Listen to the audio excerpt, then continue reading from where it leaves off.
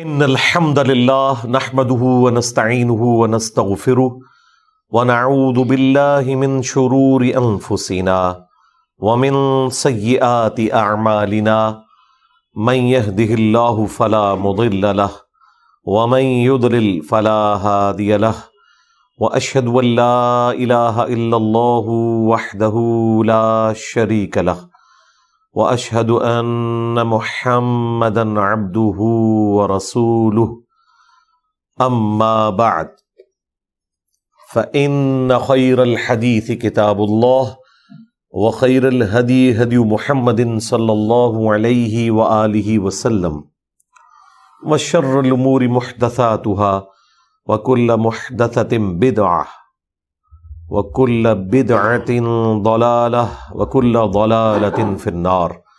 اعوذ بالله السميع العليم من الشيطان الرجيم من همزه ونفخه ونفثه. بسم الله الرحمن الرحيم. رب اشرح لي صدري ويسر لي امري واحلل عقدة من لساني يفقهوا قولي. بسم الله الرحمن الرحيم. ان الله وملائكته يصلون على النبي يا ايها الذين آمنوا صلوا عليه وسلموا تسليما. اللهم صل على محمد وعلى آل محمد كما صليت على إبراهيم وعلى آل إبراهيم إنك حميد مجيد. اللهم بارك على محمد وعلى آل محمد كما باركت على إبراهيم وعلى آل إبراهيم إنك حميد مجيد. اللهم ربنا آتنا في الدنيا حسنة وفي الآخرة حسنة وقنا عذاب النار. ربنا آتنا من لدنك رحمة وهيئ لنا من أمرنا رشدا. يا حي يا قيوم برحمتك أستغيث ولا حول ولا قوة إلا بالله العلي العظيم. آمین. الحمدللہ آج 27 اگست 2023 کو سنڈے کے دن ہماری یہ قرآن کلاس نمبر 159 کی اسٹوڈیو ریکارڈنگ ہونے جا رہی ہے. آج انشاءاللہ تعالی ہم سورہ یوسف کی آیت نمبر 9 سے آنورڈ سٹارٹ لیں گے. پچھلی دفعہ آیت نمبر 8 کے اوپر کنکلوڈ ہوا تھا کہ یوسف علیہ السلام کے بھائیوں نے آپس میں یہ مشورہ کیا کہ ہمارے جو ابا جان ہیں وہ یوسف اور اس کے بھائی کے معاملے میں زیادہ محبت والا رویہ رکھتے ہیں، بلکہ ان کی محبت میں ڈوب چکے ہیں. ان ابانا لفی ضلال مبین. اور میں نے اس لفظ کے اوپر بھی بحث کی تھی کہ یہ ضلال مبین سے مراد یہاں کھلی گمراہی نہیں ہے بلکہ محبت میں ڈوب جانا ہے. اب اگلی آیت جو ہے آپ دیکھ رہے ہیں کہ یہ سٹارٹ ہو رہی ہے پچھلے لفظ کے ساتھ. تو آیت نمبر 8 کا جو آخری لفظ ہے مبین قتلوا یوسف، یوں کر کے پڑھا جائے گا اگر ہم آیت کو اگلی آیت سے ملائیں گے. اور یہ چھوٹی سی نون اس لیے پڑھی ہے کہ پریفریبل یہی ہے کہ اسے ملا کر پڑھا جائے، لیکن آیت کے اوپر اگر وقف کریں گے تو پھر اگلی آیت جب سٹارٹ کریں گے تو پھر یہ چھوٹی نون نہیں پڑھی جائے گی کہ اگر کوئی شخص اگلی آیت نمبر 9 پڑھے تو اسے یہ پڑھے نقتلوا یوسف تو یہ غلط ہوگا. یہ نون کا تعلق لفظ مبین کے ساتھ تھا، وہ تنوین تھا اور وہ اگلے لفظ سے ملے گا تو نون چھوٹی ڈالی جاتی ہے تاکہ جن لوگوں کو عربی سے ناواقفیت ہے تو وہ اسے ملا کر پڑھیں. سورۃ الملک کے سٹارٹ میں بھی اس طریقے سے ایک چھوٹی سی نون بھی آتی ہے. جب آپ وقف کریں گے تو اگلی آیت کو پھر حالت رفع میں سٹارٹ کریں گے. اقتلوا یوسف، کہ انہوں نے آپس میں مشورہ کیا کہ قتل کر ڈالو یوسف کو. تو یہ میں نے آپ کو فرق بتایا. اعوذ باللہ من الشیطان الرجیم. بسم اللہ الرحمن الرحیم. اقتلوا یوسف، یا تو یوسف کو قتل کر دو، او اطرحوہ، یا اسے پھینک آؤ، ارضا یخلو لکم وجہ ابیکم، کسی ایسی سرزمین میں کہ وہ تنہا ہو جائے تمہارے باپ کے رخ سے، یعنی ان کی توجہ سے ہٹ جائے، وَتَكُونُوا مِن بَعْدِهِ قَوْمًا صَالِحِينَ، اور اس کے بعد تم پھر توبہ کر کے نیک قوم بن جانا۔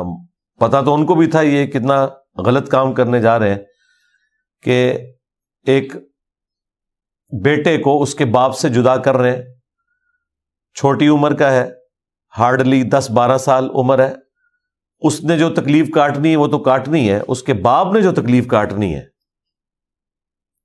وہ بھی کتنی تکلیف دہ چیز ہے کہ جب وہ باپ آپ کا بھی باپ ہے اور ماں باپ کے ساتھ حسن سلوک کا قرآن میں حکم ہے، انبیاء کرام کی تعلیمات میں حکم ہے، تو دل کو تسلی انہوں نے اس اعتبار سے دی کہ ٹھیک ہے بعد میں ہم توبہ کر لیں گے، معافی ہو جائے گی۔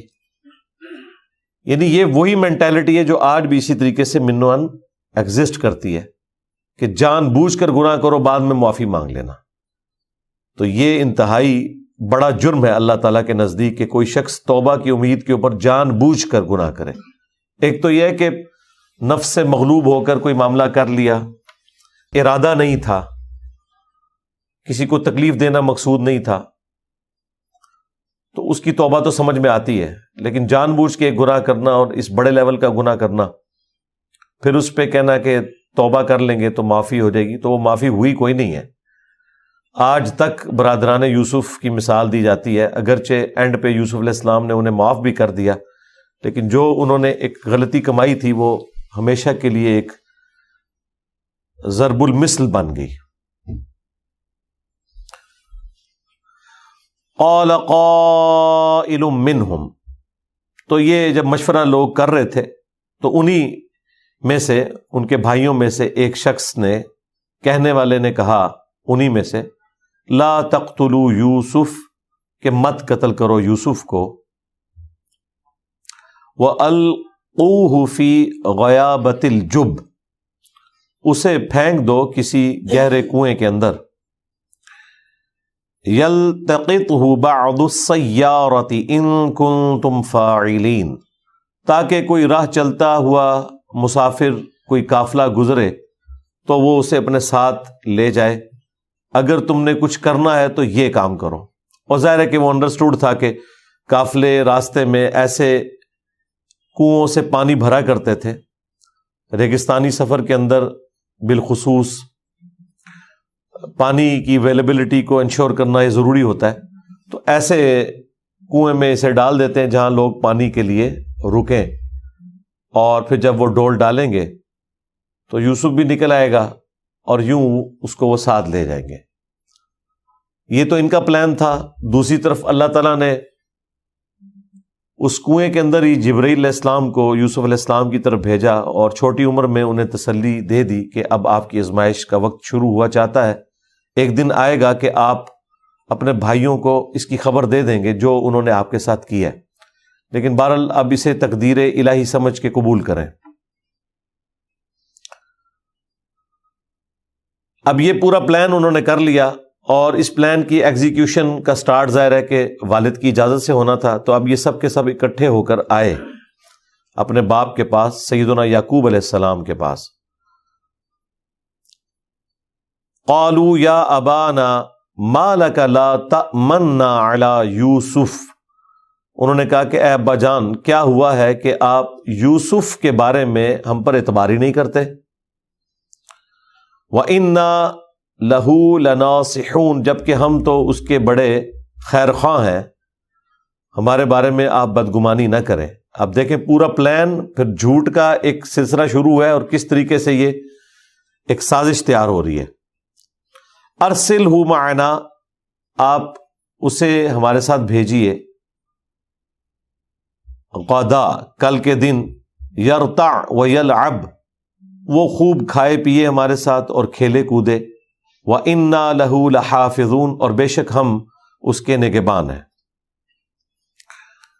تو اب یوسف علیہ السلام کے والد جو تھے یعقوب علیہ السلام، انہیں تو پہلے ہی پتا تھا کہ یہ حسد کرتے ہیں، تو کوئی نہ کوئی ایسا معاملہ اس کے ساتھ نہ کریں، اور جو ایک چانس تھے کہ یہ کر سکتے ہیں، ظاہر ہے انہوں نے اسے ایکسیڈنٹل قتل ہی بتانا تھا نا، یہ تو نہیں کہنا تھا کہ ہم نے اسے مار دیا، اور یہ بھی نہیں کہہ سکتے تھے کہ وہ گم گیا، ورنہ تو پھر ان کو کہا جاتا کہ جاؤ ڈھونڈ کے لاؤ۔ تو انہوں نے کہا کہ ہم اس ساری پاسبلٹیز کو ختم کر دیں گے اور کہیں گے کہ بھیڑیا کھا گیا۔ تو یوسف علیہ السلام کے والد کو یہ اندازہ تھا کہ زیادہ سے زیادہ یہ والا معاملہ وہ کر سکتے ہیں، اس لیے انہوں نے بھی ان کا اندازہ درست نکلا۔ ہمارے لوگ جب یہ آیات پڑھتے ہیں تو اس میں سے علم غیب نکال رہے ہوتے ہیں کہ نبی کو پہلے ہی پتہ چل گیا کہ وہ بھیڑیا کھا جائے گا اسے، حالانکہ اگلی آیات میں جب انہوں نے آ کے بہانہ کیا ہے تو انہوں نے کہا کہ میں صبر کروں گا اس معاملے میں اور باقی معاملات اس طریقے سے چلے۔ یہ ایسا نہیں ہوتا کہ ہر معاملے میں اللہ تعالیٰ کو غیبی خبر دے، جب چاہے اللہ تعالیٰ غیبی خبر دے دیتا ہے۔ اینڈ پہ جا کے آپ دیکھیں گے کہ یوسف علیہ السلام کی طرف سے جب قاصد آیا تو انہوں نے کہا میں یوسف کی خوشبو محسوس کر رہا ہوں۔ تو اگر پیغمبر وقت اپنے بیٹے کی خوشبو محسوس کر سکتا تھا تو انہیں اس وقت بھی خوشبو محسوس کر کے بتانا چاہیے تھا کہ تم مجھ سے جھوٹ بول رہے ہو، فلاں کنویں کے اندر وہ ہے اور مجھے خوشبو آ رہی ہے۔ اس وقت اللہ نے نہیں ان پہ ایکسپوز کیا یہ معاملہ۔ تو علم غیب کا عقیدہ یہ ہے کہ جب اللہ چاہتا ہے اس وقت دکھا دیتا ہے، سنوا دیتا ہے یا خوشبو سونگھا دیتا ہے، اور جب نہیں چاہتا نہیں ہوتا۔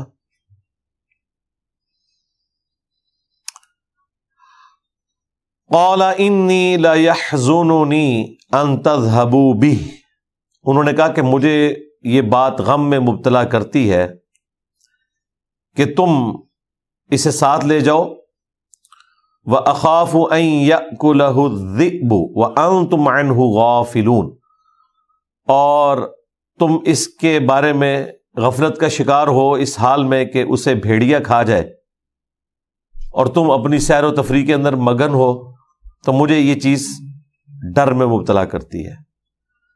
اب دیکھیں کتنی ڈھٹائی ہے کہ جو اندیشہ تھا وہی بہانہ بھی آگے انہوں نے لگایا ہے، اور کوئی بہانہ بھی نہیں تھا۔ قالوا لئن اکلہ الذئب ونحن عصبہ، انہوں نے کہا کہ اگر کھا جائے ہمارے بھائی کو بھیڑیا جبکہ ہم ایک مضبوط جماعت ہیں، انا اذا لخاسرون، تو پھر ہم تو بڑے ہی خسارہ والے ہیں۔ یعنی یہ انہوں نے اپنی طاقت کا اظہار کیا کہ اتنے لگے لتھے ہیں سی کہ 10 بھرا اور ساڑھے بھرا نو بھیڑیا کوئی کھا جائے، ایسے کیسے ہو سکتا ہے؟ فلما ذهبوا به، پھر جب وہ بڑے اصرار کے ساتھ اپنے باپ سے مانگ کر اپنے بھائی کو لے گئے، وَأَجْمَعُوا، اور سب کے سب جمع ہو گئے، أَن يَجْعَلُوهُ فِي غَيَابَةِ الْجُبِّ، کہ اسے ہم گہرے کنویں میں ڈال دیں گے۔ تو پھر انہوں نے وہ اپنی جو ایک سازش تیار کی تھی وہ کر گزرے، تو اس کنویں والی حالت میں حضرت یوسف علیہ السلام اس گہرے کنویں میں تھے، تو اللہ تعالیٰ نے ان کی طرف وحی بھیجی، وَأَوْحَيْنَا إِلَيْهِ، تو ہم نے اس کی طرف وحی بھیجی ان کی تسلی کے لیے، لَتُنَبِّئَنَّهُمْ بِأَمْرِهِمْ، کہ ایک وقت آئے گا کہ تم ضرور اپنے بھائیوں کو اس معاملے کی خبر کر دو گے، ہذا، جو یہ ایک فعل انہوں نے کیا، یعنی ان کی سرزنش کرو گے، وَهُمْ لَا يَشْعُرُونَ، اور اس وقت وہ تمہارے اس رتبے کو جانتے بھی نہیں ہوں گے کہ تم کو ہم کس اعلیٰ مقام پر پہنچائیں گے کہ یہ سارے بھائی تمہارے پاس سوالی بن کر آئیں گے، اور اس وقت پھر اس حالت میں جب کہ تم ان پر اختیار بھی رکھتے ہوگے، تم ان کے برے عمل کے بارے میں انہیں خبر دے دو گے۔ یہ ایک چھوٹی سی بات یوسف علیہ السلام کے لیے بہت بڑی ڈھارس تھی کہ انہوں نے پھر آلموسٹ 40 سال جدائی کے گزارے۔ وَجَاءُوا أَبَاهُمْ عِشَاءً يَبْكُونَ، تو اب یہ ساری انہوں نے حرکت جو کرنی تھی وہ کر دی، اور وہ سب کے سب آئے اپنے باپ کے پاس عشاء کے وقت، رات کے وقت، روتے ہوئے، گریہ وزاری کرتے ہوئے۔ ظاہر ہے کہ رونا تو شرط تھا، رو کے ہی منوایا جا سکتا ہے کہ انہیں بھی غم ہے، ادروائز صرف آ کے ایک خبر دیتے تو وہ اپنی شکل سے کیسے جسٹیفائی کر سکتے تھے۔ اور یہ ایک ایسا رونا ہے کہ یہ آج تک اسی طریقے سے چل رہا ہے۔ کئی علماء بھی ہیں وہ اپنی جھوٹی کہانیاں رو کر پبلک تک پہنچا دیتے ہیں اور رونے پیٹنے کو دلیل بناتے ہیں، آنسوؤں کو دلیل بناتے ہیں اپنے حق پہ ہونے کی، حالانکہ حق پہ ہونے کی دلیل آنسوؤں کے ساتھ رونا نہیں ہے۔ حق پہ ہونے کی دلیل حق پر ہونا ہے۔ قالوا یا ابانا، انہوں نے کہا کہ اے ابا جان، انا ذهبنا نستبق وترکنا یوسف عند متاعنا، اے ابا جان ہم آپس میں دوڑ لگا رہے تھے، ایک دوسرے سے آگے نکلنے کی کوشش کر رہے تھے، کھیل کود رہے تھے، اور ہم نے یوسف کو اپنے سامان کے پاس چھوڑ دیا۔ فَأَكَلَهُ الذِّئْبُ، تو اسے بھیڑیا کھا گیا۔ اب اپنے اس جھوٹ میں طاقت پیدا کرنے کے لیے ساتھ ہی کہہ رہے ہیں وَمَا أَنْتَ بِمُؤْمِنٍ لَنَا، اے ابا جان آپ ہماری بات کا یقین تو نہیں کریں گے، لیکن حقیقت یہی ہے کہ بھیڑیا کھا گیا یوسف کو۔ وَلَوْ كُنَّا صَادِقِينَ، اگرچہ ہم سچے بھی ہوں تب بھی آپ نے ہماری اس بات کا یقین نہیں کرنا۔ ظاہر ہے کہ انہیں پتا تھا یہ کتنی کمزور گراؤنڈ کے اوپر کھڑے ہوئے ہیں۔ یہاں پہ پبلک میں مشہور کیا ہوا ہے کہ یوسف علیہ السلام کے بھائیوں نے کہا کہ اگر ہم آپ سے جھوٹ بول رہے ہیں تو ہم 14ویں صدی کے علماء میں اٹھائے جائیں۔ یہ بڑا آپ نے پبلک میں سنا ہوگا۔ میرے خیال میں تو 14ویں صدی کے علماء جو ہیں وہ برادران یوسف سے بھی زیادہ گئے گزرے تھے اس حوالے سے۔ ہماری تو 15ویں صدی ہے، یہ 1445 ہجری چل رہا ہے، ہم تو 14ویں صدی میں آئے نہیں ہیں۔ 14ویں صدی میں وہ علماء ہیں کہ جن کے ناموں پہ آج فرقے بنے ہوئے ہیں، وہ ہیں۔ یہ 1445 کا مطلب ہے 1400 مکمل ہو کر 45 سال، یعنی 15ویں صدی کے 45 سال گزرے۔ تو یہ بات ٹھیک ہے یا غلط؟ یقیناً ہے تو سٹوری، لیکن اس کے باوجود اس جھوٹی بات کو بھی ہم صحیح ماننے کے لیے تیار ہیں کہ واقعی اس سے بدترین مثال کوئی اور دی نہیں جا سکتی تھی، تو ہم اس جھوٹ کی بھی تصدیق کر دیتے ہیں کہ مثال کی حد تک تو بات ٹھیک ہے سمجھانے کے لیے۔ میرا خیال ہے جو علماء کا طبقہ ہے انہیں خود اپنے بزرگوں کے اوپر غور و تفکر کرنا چاہیے، 14ویں صدی کے علماء کے بارے میں جو انہوں نے یہ جھوٹ مشہور کیا ہوا تھا۔ بہرحال جو انہوں نے کرنا تھا وہ کیا، تو اپنی بات میں مزید وزن پیدا کرنے کے لیے وَجَاءُوا عَلَىٰ قَمِيصِهِ بِدَمٍ كَذِبٍ، وہ لے آئے یوسف علیہ السلام کی قمیض کے اوپر جھوٹا خون لگا کر۔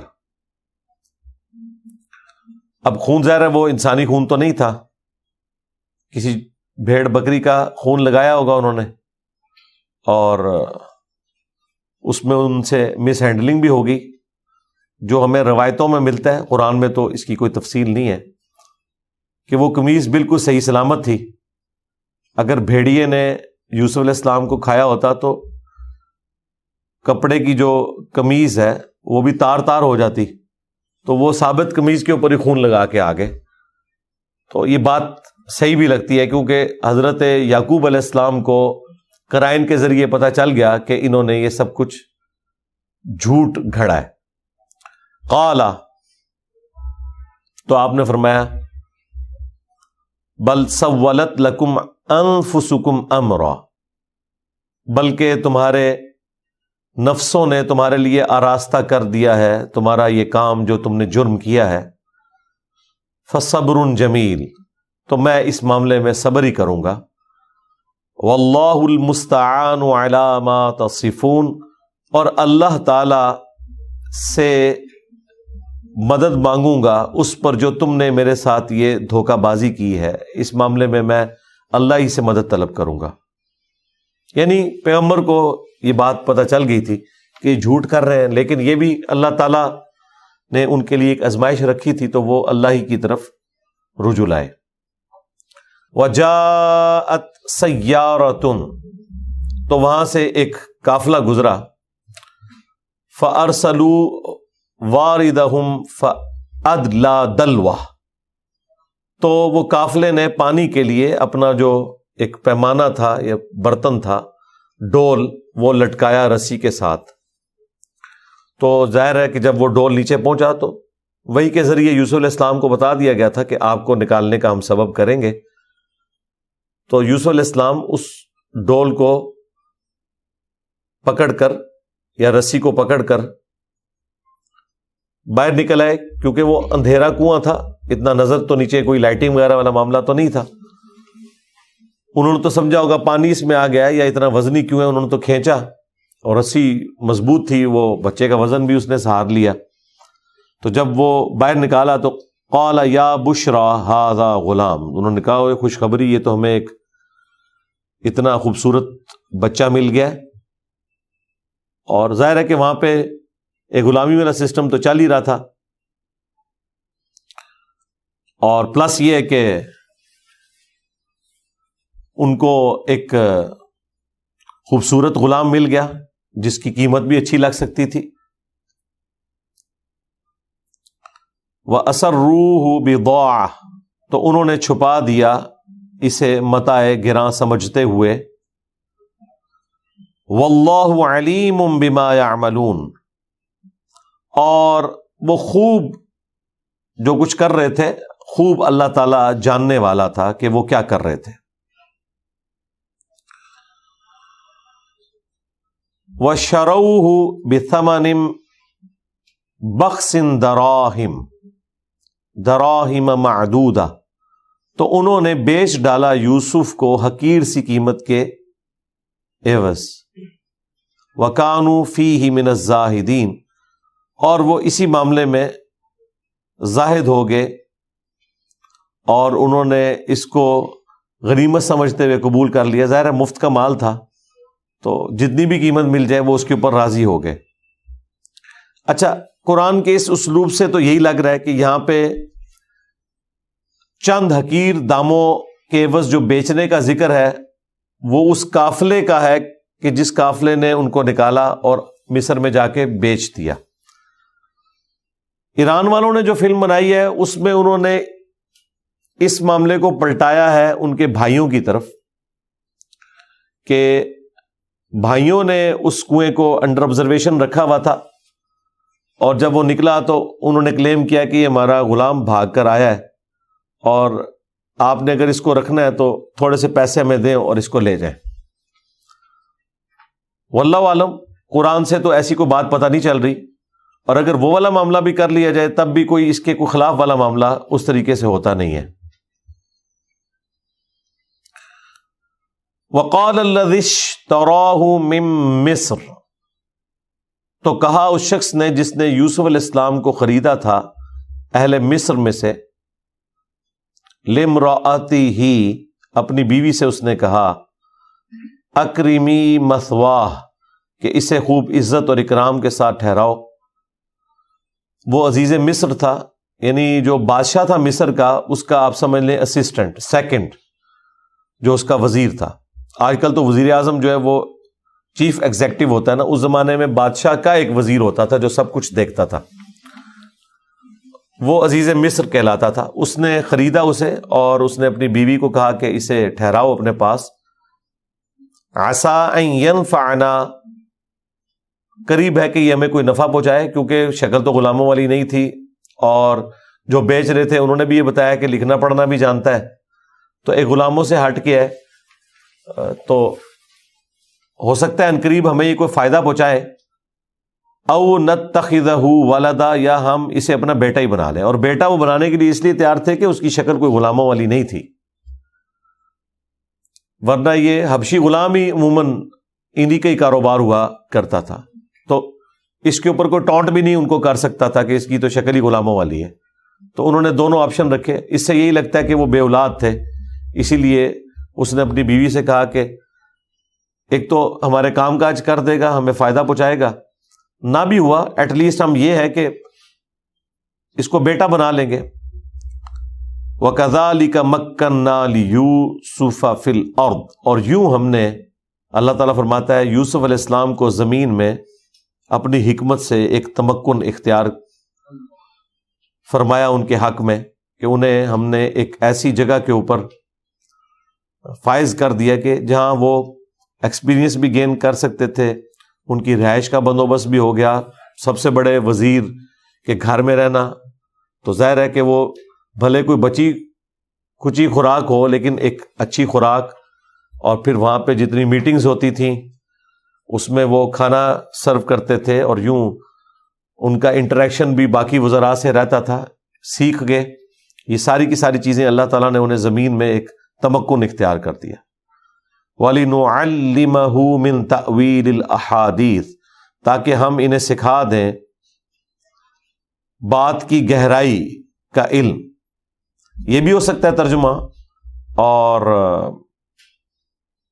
بعض لوگوں نے اس کا خوابوں کی تعبیر کا ترجمہ کر دیا، حالانکہ خواب کا تو یہاں پہ کوئی ذکر نہیں ہے. معاملہ فہمی سکھا دیں. ظاہر ہے کہ جب اتنے ایکسپیرینس لوگوں میں رہے گا، سب سے بڑی سویلائزیشن تھی اس وقت، کہاں بدو لوگ شام کے رہنے والے اور کہاں مصر کے لوگ، تو ان کے لیے ایک علم سیکھنے کا بھی ذریعہ ہو جائے گا. واللہ غالب علی امرہ، اور اللہ تعالیٰ اپنے ہر کام کے اوپر غالب ہے. ولکن اکثر الناس لا یعلمون، لیکن اکثر لوگ اس حقیقت کو نہیں جانتے. اور ان اکثر لوگوں میں یوسف علیہ السلام کے بھائی بھی شامل ہیں. انہوں نے کیا برائی سوچی اپنے بھائی کے حق میں، اور اللہ تعالیٰ نے اسی شر میں سے کتنا بڑا خیر ان کے لیے نکال دیا. اور اللہ تعالیٰ عموماً کرتا ایسے ہی ہے کہ مردے میں سے زندہ کو نکال دیتا ہے. وہ تو کنکلوڈ کر بیٹھے تھے اپنے بھائی کو، لیکن اللہ تبارک و تعالیٰ نے ان کے لیے ایک ایسا معاملہ کیا کہ مستقبل میں انہیں مصر کی سب سے کی پوسٹ کے اوپر بٹھا دیا. بعد میں اسی عزیز مصر کی پوسٹ کے اوپر یوسف علیہ السلام آ گئے. وَلَمَّا بَلَغَ أَشُدَّهُ، اور جب وہ اپنی جوانی کی عمر کو پہنچے، آتَيْنَاهُ حُكْمًا وَعِلْمًا، تو ہم نے انہیں حکم اپنی طرف سے اور علم عطا فرمایا. یہاں حکم سے مراد ہے نبوت، اور علم عطا فرمایا، خوابوں کی تعبیر کا بھی علم عطا فرما دیا، معاملہ فہمی بھی، اور ایکسپیرینس سے بھی انہوں نے بہت کچھ حاصل کر لیا. وَكَذَلِكَ نَجْزِي الْمُحْسِنِينَ، اور یوں ہی ہم جزا دیتے ہیں، بدلہ دیتے ہیں نیکوکاروں کو، جو صبر کی روش اختیار کرنے والے لوگ ہیں. ان کو وقتی طور پر تکلیف آتی ہے، پھر دیکھیں کہ ایک آسانی والا معاملہ ہو گیا ان کے لیے. صرف ایک جدائی والا ایشو تھا، باقی تو ان کی زندگی پہلے جو ایک تکلیف کی زندگی تھی، ایک گڈریوں والی زندگی جس میں آپ اتنی تکلیف سے 2 وقت کی روٹی حاصل کرتے ہیں، اس سے اگر آپ کمپیئر کریں تو یہ اسی طریقے سے ہے جس طرح یہاں غریب علاقے سے کوئی شخص یورپ اور امریکہ میں جا کے سیٹل ہو جائے اور ہر طرح کی نعمت اسے دستیاب ہو جائے. تو یوسف علیہ السلام کے لیے یہ والا معاملہ تو آسان ہو گیا، اور اس کی وجہ سے جدائی کا غم سہنا بھی آسان ہو گیا، جبکہ انہیں یہ تسلی بھی دی گئی تھی کہ یہ جدائی بھی ایک دن ختم ہو جائے گی. تو ایک آسانی والا معاملہ ان کے لیے ہو گیا. لیکن یہ اس وقت تک ابھی جو 10 سال کی قید ان کا انتظار کر رہی ہے وہ ان کو نہیں پتا. ہاں، اتنی بھی کوئی آسانی نہیں ہوئی ہے. ٹھیک ہے، بہرحال اللہ تعالیٰ نے ان کو ان تمام تکلیف سے گزار کے ایک بڑے منصب کے لیے مبعوث کرنا تھا، تو پھر سب کچھ برداشت کرنا پڑتا ہے. وَرَاوَدَتْهُ الَّتِي هُوَ فِي بَيْتِهَا عَن نَفْسِهِ، اور بہلانے پھسلانے لگی وہ عورت جس کے گھر میں وہ تھے، یعنی وہی جس نے ان کو بیٹے کی طرح پالا تھا. اس پہ ایسا شیطان سوار ہوا کہ اس نے یوسف علیہ السلام کو برائی کی طرف بلایا. وَغَلَّقَتِ الْأَبْوَابَ، اور اس نے تمام دروازے بند کر دیے. وَقَالَتْ هَيْتَ لَكَ، تو اس نے کہا کہ تم میری اس خواہش کو پورا کرو. قَالَ مَعَاذَ اللَّهِ، تو انہوں نے کہا میں اللہ کی پناہ میں آتا ہوں. إِنَّهُ رَبِّي احسن مثوایا، بے شک میرا جو رب ہے وہ میرا محسن ہے، اس نے مجھے بڑی عزت دی ہے۔ یہاں رب سے مراد سورہ یوسف کے اسلوب میں جو رب آ رہا ہے وہ مالک کے لیے آ رہا ہے، آگے بھی چل کے رب کا لفظ آئے گا مالک کے لیے۔ تو انہوں نے کہا کہ میں اللہ کی پناہ میں آتا ہوں، بے شک جو میرا مالک ہے یعنی تیرا خاوند، اس نے میری بڑی عزت افزائی کی ہے، وہ میرا محسن ہے، میں اس کے ساتھ غداری کیسے کر سکتا ہوں؟ اور اگر یہ ربی سے مراد آپ اللہ کی طرف لے جائیں تب بھی درست ہے، دونوں باتیں بیک وقت درست ہیں، لیکن اکثر جو ترجمہ کرنے والے ہیں انہوں نے ربی کی ضمیر لوٹائی ہے اس کے خاوند کی طرف، اس عورت کے خاوند کی طرف جو کہ یوسف علیہ السلام کا مالک بھی تھا۔ انہ لا یفلح الظالمون، بے شک جو ظلم کرنے والے ہیں وہ کبھی فلاح نہیں پا سکتے۔ وَلَقَدْ هَمَّتْ بِهِ، اور بے شک اس عورت نے برائی کے ساتھ قصد کیا اس کا، یوسف کا، وَهَمَّ بِهَا، اور یوسف بھی اس عورت کا قصد کر لیتا، لولا ارآ برہان ربی، اگر وہ اپنے رب کی روشن دلیل نہ دیکھ لیتا۔ اس سے یہ بات بھی پتہ چلی کہ یوسف علیہ السلام بھی برائی کر سکتے تھے اگر اللہ تعالیٰ اسپیشل ان کی پروٹیکشن نہ کرتا، اور دوسرا مرزانہ طور پر یوسف علیہ السلام کو اللہ تعالیٰ نے کوئی ایسی چیز دکھائی جس کی وجہ سے وہ اس برائی سے بچ گئے۔ ظاہر ہے کوئی سبب تو اللہ تعالیٰ نے بنانا ہوتا ہے۔ وہ اسرائیلی روایتوں میں ملتا ہے کہ انہیں حضرت یعقوب علیہ السلام کی شکل دکھائی گئی اور وہ انگلی سے اشارہ کر رہے تھے کہ تم نے یہ کام نہیں کرنا، یا عین ممکن ہے جبرائیل علیہ السلام ان کے سامنے ظاہر ہوں اور انہوں نے ان کو گائیڈ کیا ہو، یا جس طریقے سے وہ ایران والوں نے فلم میں فلمایا کہ وہ عورت جو ہے انہیں شیطان کی نظر آنے لگی، یعنی وہ شکل اس کی شیطان والی انہیں دکھنے لگی، تو یہ ایک بہت بڑی ایک ان کے لیے آبزرویشن تھی۔ بہرحال کوئی بہت غیر معمولی چیز ہے جو اللہ تعالیٰ نے کہا کہ روشن دلیل ہم نے ان کو دکھائی ہے، وہ کوئی بھی دلیل ہو سکتی ہے، اس کی تفصیل بیان نہیں کی گئی ہے، تو اس کی وجہ سے وہ اس عورت کے فتنے سے بچ گئے۔ اس سے یہ بھی پتہ چلا کہ یہ اتنا بڑا فتنہ ہے کہ وہ عورت جو اس کی ماں تھی، منہ بولی ماں تو تھی، اور اس عورت کو بھی دیکھیں کہ اس نے بچوں کی طرح جس لڑکے کو پالا، اس کے ساتھ وہ برائی میں مبتلا ہونے والا معاملہ اس کو شیطان نے اکسایا۔ اسی لیے اسلام نے منہ بولے ماں بیٹے بہن بھائی کا رشتہ نہیں رکھا ہوا، سیدھی سی بات ہے، وہ اس میں اس طرح کے چانسز ہو جاتے ہیں جب تک کہ محرم والا رشتہ نہ ہو۔ كَذَلِكَ لِنَصْرِفَ عَنْهُ السُّوءَ وَالْفَحْشَاءَ، یہ دلیل ہم نے اس لیے دکھائی کہ تاکہ اس کے ذریعے سے ہم اس طریقے سے دور کر دیں یوسف سے وہ برائی اور بے حیائی کے کام کو۔ إِنَّهُ مِنْ عِبَادِنَا الْمُخْلَصِينَ، بے شک وہ ہمارے مخلص یعنی چنے ہوئے بندوں میں سے ایک تھے۔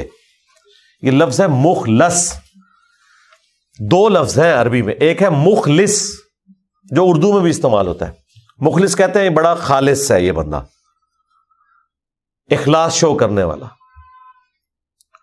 ہر مسلمان کی، مؤمن کی یہ خواہش ہوتی ہے کہ وہ مخلص ہو، اللہ کے لیے اپنے دین کو خالص کرے، کمٹمنٹ شو کرے، کمیٹڈ ہو۔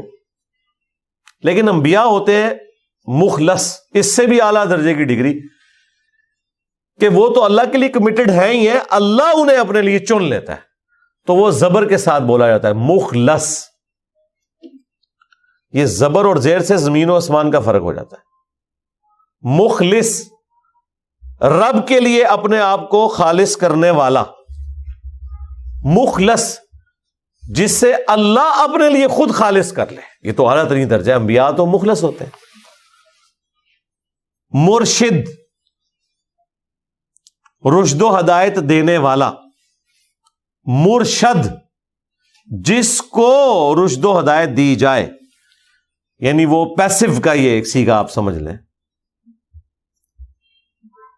نبی صلی اللہ علیہ وآلہ وسلم ہمارے مرشد ہیں اور ہم نبی کے مرشد ہیں. ہمیں انہوں نے ہدایت دی اور وہ ہمارے ہادی ہیں.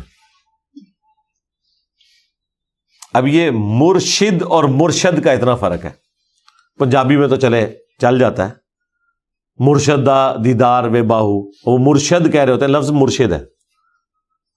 اس طریقے سے نبی علیہ السلام کے لیے بھی یہ نعرے جب لگاتے ہیں سیدی مرشدی، یہ لفظ مرشدی بولا جائے گا، مرشدی نہیں بولا جائے گا. لیکن یہ کیا بولتے ہیں؟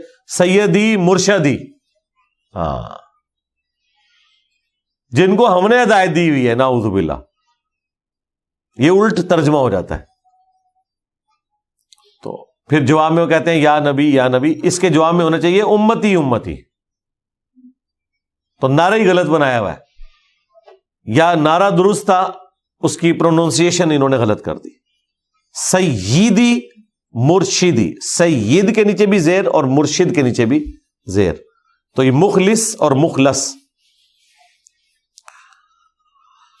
واستبق الباب، اور دونوں دوڑ پڑے دروازے کی طرف. وقدت قمیصہ من دبر، اور اس عورت نے ان کے پیچھے بھاگتے ہوئے جب انہیں پکڑنے کی کوشش کی تو پیچھے سے ان کا کرتا پھٹ گیا، وہ پھاڑ ڈالا. وَأَلْفَيَا سَيِّدَهَا لَدَى الْبَابِ، اور بس اسی حالت میں دروازے کے پاس اس کا خامند عورت کا آ گیا. اب چور تو اس کا پکڑا گیا. تو اس سے پہلے کہ یوسف علیہ السلام اس کی بیوی کی شکایت اسے کرتے، ظاہر ہے ان کا کریکٹر تو تھا اپنے مالک کے سامنے، تو ان کی بات بھی سنی جاتی. لیکن اس کی عورت نے جھوٹا بہانہ کیا، اور کس طرح اس نے الفاظ استعمال کیے. قالت ما جزاء من اراد باہلک سوءا الا، اس نے کہا کہ بتاؤ جو تمہاری گھر والی کے ساتھ برائی کا ارادہ رکھتا ہو اس کی سزا یا بدلہ. جزا جب نیگیٹو معنوں میں لیا جائے گا تو وہ پھر بدلے کے معنوں میں ہوگا، اور اگر پازیٹو معنوں میں ہو تو انعام کے معنوں میں. عربی میں دونوں کے لیے جزا کا لفظ، تو اس کا بدلہ یا سزا سوائے اس کے کیا ہوگی؟ الا ان یسجن او عذاب علیم، کہ یا تو اسے قید میں ڈال دیا جائے یا اسے دردناک سزا دی جائے. اب اس نے تو اپنا مقدمہ پہلے سامنے رکھ دیا. بہرحال وہ شریف انسان تھا، اس نے صرف اپنی بیوی کی بات کے اوپر اکتفا نہیں کیا، یوسف علیہ السلام کی بات بھی سنی. قال، یوسف علیہ السلام نے کہا ہی راودتنی عن نفسی، یہ جو کچھ بول رہی ہے تو جھوٹ کہہ رہی ہے، بلکہ اسی نے مجھے اپنی طرف بلانے کی اور بہلانے کی ناکام کوشش کی تھی. تو انہوں نے بس اتنا مختصر جملہ بولا کہ یہ جھوٹ بول رہی ہے، اس نے کوشش کی. تو اللہ تعالیٰ نے غیبی مدد کی یوسف علیہ السلام کی. وَشَهِدَ شَاهِدٌ مِّنْ أَهْلِهَا، تو ایک گواہ نے جو کہ اس عورت کے رشتہ داروں میں سے تھا. خاوند کے رشتہ داروں میں سے ہوتا تو عورت نے کہاں ماننا تھا. تو بائی چانس وہاں پہ کوئی اسی عورت کا قریبی رشتہ دار تھا جو کہ حمایتی تھا اس عورت کا.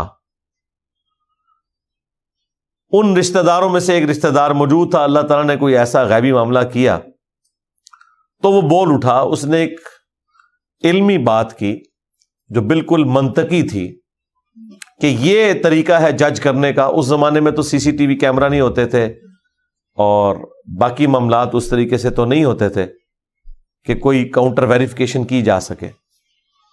ایران والوں نے ویسے فلم کے اندر یہ فلمایا کہ وہ کوئی ایک شیرخوار بچہ تھا، نیو بورن بیبی تھا جو بول بھی نہیں سکتا تھا. تو وہ بول اٹھا اور اس نے یہ بات کی جو اگلی بات رپورٹ ہوئی ہے. اللہ کی قدرت سے یہ بعید نہیں ہے، لیکن یہ اتنی غیر معمولی بات تھی کہ قرآن میں رپورٹ ہونی چاہیے تھی معجزے کے طور پر. کہ شیر خوارگی میں بچہ بولا ہے، جس طرح کہ عیسیٰ علیہ السلام ماں کی گود میں بولے ہیں، تو اللہ تعالیٰ نے اسے رپورٹ کیا ہے کہ یہ ایک غیر معمولی ایک واقعہ ہے جو قانون قدرت کو توڑنے والا ہے، معجزہ ہے، تو یہ بھی معجزہ ہونا تھا۔ اور دوسری بات یہ ہے کہ اگر اس طرح کا کوئی واقعہ ہوا ہوتا تو یہ ایک اتنا غیر معمولی واقعہ تھا کہ اس کے بعد تو وہاں لوگوں کو سمجھ لینا چاہیے تھا کہ یوسف علیہ السلام کوئی عام انسان نہیں ہے، اور وہیں سے ان کی دعوت کا آغاز بھی ہو جاتا۔ سب سے پہلے تو عزیز مصر ان کا کلمہ پڑھ کے مسلمان ہو جاتا، تو ایسی کوئی بات رپورٹ نہیں ہوئی۔ اس سے لگتا ہی ہے کہ وہ کوئی سیانہ آدمی تھا، سمجھدار، کوئی سینئر آدمی تھا جس کے پاس عقل و دانش تھی، اور اس نے مشورہ دیا اپنا۔ اس نے کہا کہ ان کان قمیصہ قد من قبل، کہ اگر تو یوسف علیہ السلام کی قمیض آگے سے پھٹی ہوئی ہے تو پھر تو یوسف علیہ السلام مجرم ہے، کیونکہ عین ممکن ہے کہ ان کی ہاتھا پائی ہوئی ہو تو عورت اپنی عزت بچانے کی خاطر سامنے سے ظاہر ہے اس کی قمیض پکڑے گی اور پھاڑ دے گی، یہ لاجیکل چیز تھی۔ فصدقت وہو من الکاذبین، تو پھر وہ عورت جو ہے وہ سچ کہہ رہی ہے اور یوسف جو ہے وہ جھوٹوں میں ہے اگر وہ یہ بات کر رہا ہے۔ وَإِن كَانَ قَمِيصُهُ قُدَّ مِن دُبُرٍ، اور اگر قمیض پیچھے سے پھٹی ہوئی ہے تو یہ تو پھر سیدھا اشارہ ہے کہ یوسف نے بھاگنے کی کوشش کیا اور اس عورت نے اسے اپنی طرف کھینچا ہے۔ یہ لاجیکل بھی ہے کہ اسی قسم کا ہی کوئی معاملہ فٹ ان بیٹھتا ہے۔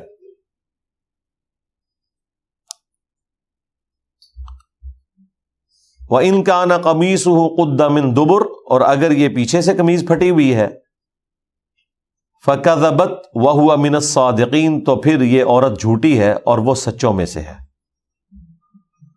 دیکھیں واقعی کوئی سینئر ممبر تھا کہ جس نے سٹارٹ یوسف علیہ السلام کو جھوٹا کہنے سے کیا ہے۔ پہلے وہ پاسبلٹی بیان کی ہے جس میں یوسف علیہ السلام جھوٹے تھے، اور پھر وہ پاسبلٹی بیان کی ہے جس میں یوسف علیہ السلام سچے تھے، اور دوسری اس نے سمجھداری یہ کی ہے کہ اس نے اس کی بیوی کو ڈائریکٹلی جھوٹا یا سچا نہیں کہا، بلکہ کہا کہ یہ جھوٹ بول رہی ہے، لیکن یوسف علیہ السلام کے لیے کیا لفظ استعمال کیے ہیں کہ جھوٹوں میں سے ہے، اور اگر یہ معاملہ ہوا ہے تو یہ سچوں میں سے ہے۔ فَلَمَّا رَأَىٰ قَمِيصَهُ، پس جب عزیز مصر نے اس کی قمیض کو دیکھا، قُدَّ مِن دُبُرٍ، کہ وہ پیچھے سے پھٹی ہوئی تھی، قَالَ إِنَّهُ مِن كَيْدِكُنَّ، تو اسے سمجھ آ گئی، سمجھدار تھا، ہٹ دھرم نہیں تھا، اس نے اپنی بیوی کی سائیڈ بھی نہیں لی، سچائی کے لیے کھڑا ہوا۔ ظاہر ہے کہ یہ اتنی بڑی بڑی سلطنتیں انصاف کے اوپر ہی چل رہی تھیں، بے دینی کے باوجود انصاف اور عدل کی وجہ سے ہی تو کامیاب تھیں۔ تو جب اس نے دیکھا کہ قمیض پیچھے سے پھٹی ہے تو قال انہ من کیدکن، کہ یہ تم عورتوں کا ہی فریب ہے، ان کیدکن عظیم، اور بے شک تم عورتوں کا مکر و فریب انتہائی خطرناک ہوتا ہے۔ وہی یعنی فوراً اپنے آپ کو مظلوم ثابت کرنا، آنسو نکل آنا، اپنی بات میں وزن پیدا کرنے کے لیے چیخو پکار کرنا شروع کر دینا، بہانے بنانا شروع کر دینا، تو یہ عورتوں کی ایک اللہ تعالیٰ نے خوبی، میں کہوں گا کہ خامی نہیں کہوں گا، خامی تو آخرت کے پوائنٹ آف ویو سے ہے، دنیا میں تو ایک خوبی ہے کہ وہ اپنی بات میں سچا ہونے کے لیے اس طرح کے راستہ اختیار کر لیتی ہیں۔ دیکھیں وہ کہہ رہے ہیں کہ ان کیدکن عظیم، بے شک تم عورتوں کی جو فریب کارانہ چالیں جو ہیں وہ بڑی پہنچی ہوئی چالیں ہوتی ہیں۔ یوسف، اور پھر عزیز مصر نے یوسف علیہ السلام سے کہا اعرض عن ھذا، تو ایک اچھا انسان ہے، اس معاملے کو جانے دو، یعنی یہ جو گھر کے اندر معاملہ ہوا ہے یہ پردے میں ہی رہے، تم نے باہر کسی سے بات نہیں کرنی، اس معاملے کو یہیں دفن کر دو۔ ظاہر ہے کہ اتنی تو اس نے اپنی بیوی کو فیور دی کہ اسے سزا نہیں دی، ناراض تو ہوا ہوگا. فلم میں تو انہوں نے دکھایا کہ وہ مرتے دم تک پھر ناراض ہی رہا ہے، بس ضرورتاً ہی گفتگو کرتا تھا، اور یہ ریالٹی بھی لگتی ہے اسی طرح ہی ہوا ہوگا کہ ایک عورت کو اتنی عزت سے رکھا ہو اتنے بڑے منصب کے اوپر، اور پھر وہ اس قسم کی حرکت کرے. اور اپنی بیوی سے اس نے کہا وَاسْتَغْفِرِي لِذَنبِكَ، کہ تو اپنے گناہ کی معافی مانگ، إِنَّكِ كُنْتِ مِنَ الْخَاطِئِينَ، بے شک تو ہی قصورواروں میں شامل ہے. اب یہ گناہوں کی معافی کوئی اللہ سے مانگنے والی نہیں تھی، یا شاید کوئی ٹوٹی پوٹی فارم میں ان کے جو دیوتا ہوں گے، پلس یہ کہ حقوق العباد والا جو معاملہ ہے وہ تو ظاہر ہے انصاف کا تھا. عین ممکن ہے اس نے یہ کہا ہو کہ تم یوسف سے معافی مانگو اپنے اس گناہ کی جو تم نے الزام لگایا. اب یہ معاملہ تو گھر کے اندر ہوا، لیکن خبر لیک ہو گئی، جس طرح آج کل ویڈیوز لیک ہو جاتی ہیں. اور وہ خبر کس طرح لیک ہوئی ہوگی؟ یقیناً یوسف علیہ السلام نے تو نہیں کی، اور عزیز مصر نے بھی نہیں کی ہوگی، اور اس عورت نے بھی نہیں کی ہوگی، کیونکہ باہر سے لوگوں نے پھر باتیں کرنی تھی کہ یہ اپنے غلام کے ساتھ اس طرح کا معاملہ کر رہی ہے، یہ بھی ایک گالی پڑھنی تھی اس کو. تو گھر میں جو کام کرنے والی ہیں ان کے ذریعے خبر لیک ہو گئی. ظاہر ہے وہ گھر کے اندر سنتی ہیں، اور پھر وہ خبر جو لیک کرتی ہیں نا، جس کو بھی بتاتی ہیں ساتھ کہتی ہیں کہ اگے نہیں دسنا. ہاں، اور یوں کرتے کرتے خبر پھیل گئی، اور یہی سین انہوں نے فلمایا اس میں، اور یقیناً یہی فٹ ان بیٹھتا ہے. وقال نسوۃ فی المدینہ، اور کہنے لگیں اس شہر کی عورتیں، امرأۃ العزیز، جو عزیز مصر کی بیوی ہے، تراود فتاها عن نفسی، وہ تو اپنے نوجوان غلام کو اپنے نفس کے لیے ورگلانا چاہتی تھی. اور یہ وہ ٹونٹ کے طور پہ بات کر رہی ہیں کہ دیکھو کتنی گئی گزری ہے کہ اس نے یہ برائی والا جو معاملہ ہے وہ بھی اپنے غلام کے ساتھ کیا ہے. قد شغفها حبا، بے شک غلام کی محبت اس کے دل میں گھر کر گئی ہے.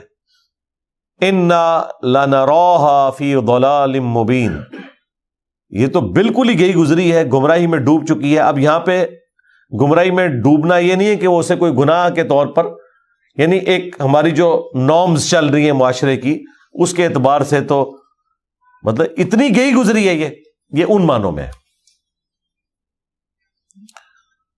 اب ظاہر ہے عورتوں کی چالیں تو پھر ہیں نا، اب دیکھیں نا وہ عورت کیسی چال چلتی ہے ان کے ساتھ.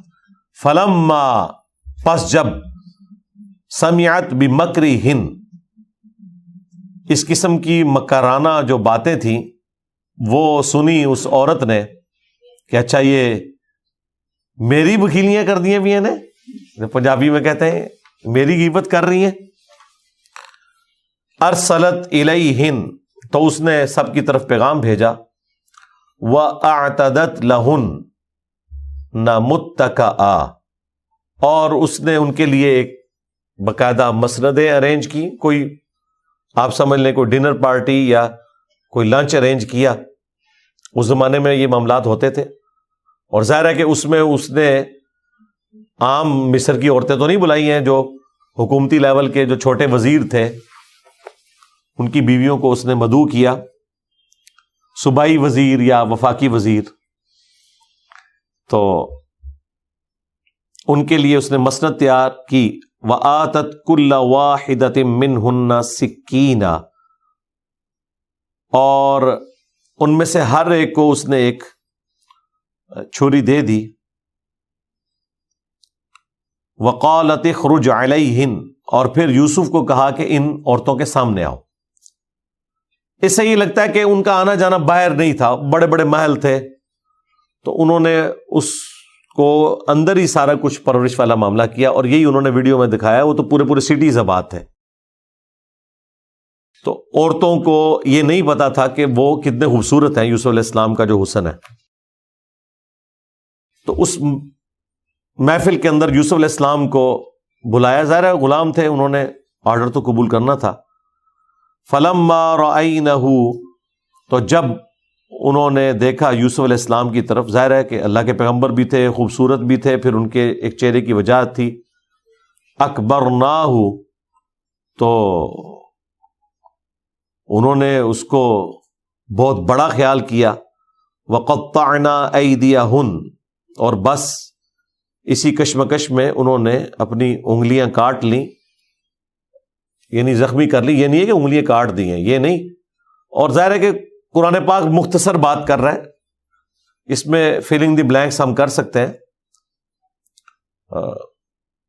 جو ہمیں روایتوں سے پتہ چلتا ہے کہ وہ سیب دیے, کھانے کے لیے پیش کیے, اور چھریاں ان کے ہاتھوں میں دی. بس عین اس لمحے میں جب وہ سیب کاٹ رہی تھی, کاٹنے کے دوران ظاہر وہ چھلکا اتار رہی ہوں گی. یوسف علیہ السلام جب آئے تو ان کی طرف متوجہ ہوئیں وہ عورتیں, تو وہ کاٹتے ہوئے اس میں ایسی متوجہ ہوئیں کہ ان کے ہاتھوں کا بھی کوئی پورشن کٹ گیا. جس طرح ہمارے ڈاکٹر سار صاحب استاد کہا کرتے تھے کہ عین ممکن ہے کہ کسی عورت کا ہاتھ زخمی ہوا اور یوسف علیہ السلام چونکہ غلام تھے, وہ اس کی مرہم پٹی کرنے کے لیے اس کے قریب ہوئے ہوں, تو باقی عورتوں نے جان بوجھ کے ہی وہ اپنے ہاتھ تھوڑے تھوڑے کاٹ لیے ہوں توجہ حاصل کرنے کے لیے. جس طرح گھر میں بھی بچوں سے بھی ایسا معاملہ ہو جاتا ہے, اگر کسی بچے سے دوسرے بچے کو زخم لگ جائے تو وہ اپنے آپ کو تھوڑا بہت زخم لگا لیتا ہے مظلوم بننے کے لیے, یا کوئی ایسی ایکٹیویٹی پرفارم کرتا ہے. بہرحال کچھ بھی ہوا, ایک ایکسٹراڈنری واقعہ تھا, باقیوں کے بھی ہاتھ زخمی ہو گئے. وَقُلْنَا حَاشَ لِلَّهِ, تو وہ تعجب میں انہوں نے کہا کہ سبحان اللہ, اللہ پاک ہے. ما ھذا بشرا, یہ تو انسان نہیں لگتا. ان ھذا الا ملک کریم, یہ تو نہیں مگر کوئی بہت معزز فرشتہ. یہاں جو اللہ کا لفظ آیا ہے یا فرشتے کا ذکر ہے, اس سے مراد قطعاً یہ نہیں کہ وہ اللہ میں یا فرشتوں میں ماننے والے تھے. جو ایک محاورتاً باتیں چل رہی ہوتی تھی نا, جس طرح ہم دیکھیں ہمارے ریلیجن میں کہیں دیوتا کا کانسیپٹ نہیں ہے, لیکن یہاں پر بھی جب صحافی حضرات گفتگو کرتے ہیں تو کسی پولیٹیکل لیڈر کا ذکر کرتے ہوئے جب وہ اپنے آپ کو بڑا سمجھتا ہے تو کہتے ہیں جی یہ تو دیوتا بن رہا ہے, یہ تو مہاتما ہے. حالانکہ یہ کانسیپٹ تو ہمارے ریلیجن میں نہیں ہے, لیکن چونکہ محاورتاً چیزیں چل رہی ہوتی ہیں. اسی طریقے سے زمینی خدا, یہ ٹرم بھی بولی جاتی ہے طاقتور لوگوں کے لیے. تو اس طرح کی جو مثالیں دی جاتی ہیں وہ محاورتاً بسا اوقات دوسرے مذاہب کے لوگوں سے بھی اس زبان میں آ گئی ہوتی ہیں, کیونکہ یہاں پر کوئی ایسی ہمیں تفصیلات نہیں ملتی کہ وہ خدا کے ماننے والے تھے یا نہیں تھے. اس کے الٹ ضرور ملے گا جب یوسف علیہ السلام جیل میں جائیں گے اور وہاں دعوت توحید رکھیں گے, اور وہ بتائیں گے کہ یہ جو بت تم نے گھڑ لی ہیں, میں اللہ تعالیٰ نے ان کی کوئی سند نازل نہیں کی. تو عین ممکن ہے ان کا بھی وہی عقیدہ ہو کہ اوپر ایک خدا ہے, باقی یہ چھوٹے چھوٹے جو آلیہ ہیں جن کے بت بنائے ہوئے ہیں, چھوٹے چھوٹے دیوتا ہیں, گاڈز ہیں, اس قسم کا ہی ان کا کانسیپٹ ہو. تو اس کانسیپٹ میں بڑے خدا کو اللہ کہا جائے اور آسمانی کوئی مخلوق ہے اس کے لیے فرشتے کی ٹرم ہو, تو اس اعتبار سے چل رہی ہو. بہرحال توحید وہاں اس فارم میں موجود نہیں تھی, وہ وہی بت پرستی کے عقائد و نظریات تھے جو اگلی قوموں میں ایگزسٹ کرتے تھے, اور اللہ تعالیٰ پیغمبروں کے ذریعے ان کی تطہیر کرتا تھا. تو ایتھیسٹ نہیں تھے, خدا میں بلیو کرنے والے تھے وہ. بہرحال وہ ٹوٹی پوٹی فارم میں ایک توحید کا ایک معاملہ چل رہا تھا. تو انہوں نے کہا کہ یہ تو انسان لگتا ہی نہیں ہے, یہ تو ایک مقرب فرشتہ ہے. قالت, اب تو موقع مل گیا عزیز مصر کی بیوی کو جس کا نام زلیخا رپورٹ ہوا ہے تورات کے اندر. فَذَلِكُنَّ الَّذِي لُمْتُنَّنِي فِيهِ, یہ ہے وہ جس کے بارے میں تم مجھے ملامت کر رہی تھی. تو دیکھ لو تمہاری حالت کیا ہوئی ہے کہ ایک دفعہ دیکھا ہے تو تمہارے ساتھ ایسا معاملہ ہو گیا, اور میرے تو یہ گھر میں رہتا ہے. یعنی وہ اپنے گناہ کو ابھی بھی جسٹیفائی کر رہی ہے, اپنی اس بغاوت کو. اور دیکھیں اگلی دلیری, وَلَقَدْ رَاوَدتُّهُ عَن نَفْسِهِ, میں نے اسے بہت کوشش کی ہے اپنی طرف بلانے کی. فَاسْتَعْصَمَ, لیکن اس نے اپنے آپ کو بچا کے رکھا ہے بڑا پکا ہے, یہ کننا ہے. یار وہ تو اس کو برائی کے طور پہ ذکر کر رہے ہوں گے نا, کوئی تعریف کے لیے نہیں کیا, کیونکہ اگلے الفاظ دیکھیں, وَلَئِن لَّمْ يَفْعَلْ مَا آمُرُهُ، اگر اس نے وہ کام نہ کیا برائی کا جس کی طرف میں اسے مائل کر رہی ہوں، لَيُسْجَنَنَّ، تو میں ضرور اسے قید میں ڈلوا دوں گی، یہ قید میں ڈلوا دیا جائے گا، وَلَيَكُونَ مِنَ الصَّاغِرِينَ، تو یہ ضرور ہو جائے گا چھوٹے لوگوں میں، بے آبرو لوگوں میں، ذلیل و خوار ہو جائے گا۔ یعنی وہ یہ سمجھتے تھے جب آپ کسی کو جیل میں ڈلوا رہے ہیں تو اسے جیل ہوگی تو مراد یہ ہے کہ مجرم ہے، تو یہ کام میں اس کے ساتھ کروں گی۔ یعنی وہ ابھی تک اپنے ان معاملات سے پیچھے نہیں ہٹی اور اپنی اسی ڈھٹائی کے ساتھ اسی برائی کے اوپر قائم ہے۔ اب اس نے تو اپنا پورا پلان کیا ہوا تھا کہ میں اس صورت میں جب یہ میری بات نہیں مانے گا اسے جیل میں ڈلواؤں گی، اور اللہ تعالیٰ کا بھی پلان تھا کہ یوسف علیہ السلام کو یہ بات کلک کی کہ اس وقت اس عورت سے جان چھڑانے کا ذریعہ اب قید خانہ ہی ہے۔ تو پھر انہوں نے اگلی آیات میں آئے گا، وہ انشاءاللہ اگلی دفعہ ہم کور کریں گے، اللہ تعالیٰ سے دعا کی کہ بجائے اس کے کہ میں اس برائی میں مبتلا ہوں تو یا اللہ مجھے جیل کی زندگی، قید خانے کی عزیز ہے اس چیز سے کہ میں برائی میں مبتلا ہو جاؤں اور تیرا باغی ہو جاؤں۔ دیکھیں انہوں نے گناہ سے، بدکاری سے بچنے کے لیے تکلیف برداشت کر لی۔ عموماً آپ کو نیک کام کرنے کے لیے ایک تکلیف برداشت کرنی پڑتی ہے کہ ایفرٹ پٹ کرتے ہیں، برائی سے بچنے کے لیے آپ کو صرف ارادہ کرنا پڑتا ہے کہ میں نے یہ نہیں کرنا۔ مثلا نماز ایک نیکی کا کام ہے، اس کو کرنے کے لیے آپ کو وضو کرنا پڑتا ہے، مسجد میں جانا پڑتا ہے، ارکین جتنے ہیں وہ ادا کرنے پڑتے ہیں۔ لیکن گناہ سے بچنے کے لیے آپ کو کچھ کرنا نہیں پڑتا، صرف ایک فیصلہ کرنا پڑتا ہے۔ گالی منہ میں آئی بھی ہے غصے کی وجہ سے، آپ فیصلہ کرتے ہیں میں نے نہیں نکالنی، تو اس کے لیے آپ کو کوئی ایکسٹرا کام نہیں کرنا پڑتا۔ لیکن دیکھیں پیغمبروں کو برائی سے بچنے کے لیے 9 سے 10 سال کی قید کاٹنی پڑ رہی ہے، تو دیکھیں انہوں نے پھر اپنا آپ منوایا ہے۔ اللہ تعالیٰ جب کسی کو رتبے دیتا ہے تو پھر اس پہ آزمائشیں بھی ڈالتا ہے۔ یہ بڑا پوائنٹ کا نقطہ ہے کہ گناہ سے بچنے کے لیے انہیں 9 سے 10 سال جیل میں کاٹنے پڑے۔ حالانکہ گناہ سے بچنے کا تو انعام ہونا چاہیے، دنیا میں نہ ملے تو آخرت میں، یہاں گناہ سے بچنے کے لیے انہیں ایک سزا کاٹنی پڑی۔ اور یوسف علیہ السلام کی بھی کتنی بڑائی ہے کہ انہوں نے اس گناہ کی سینسٹیوٹی کو سمجھا کہ میں گناہ سے بچنے کے لیے اگر تکلیف بھی مجھے اٹھانی پڑتی ہے تو میں اللہ تعالیٰ کی بغاوت کا کوئی کام نہ کروں، ہاں میں یہ تکلیف برداشت کروں۔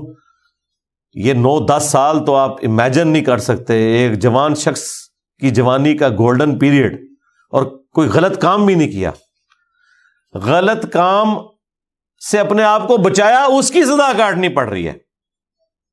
اور اس زمانے کی جیل میں آج کل نہیں جیل کاٹی جاتی۔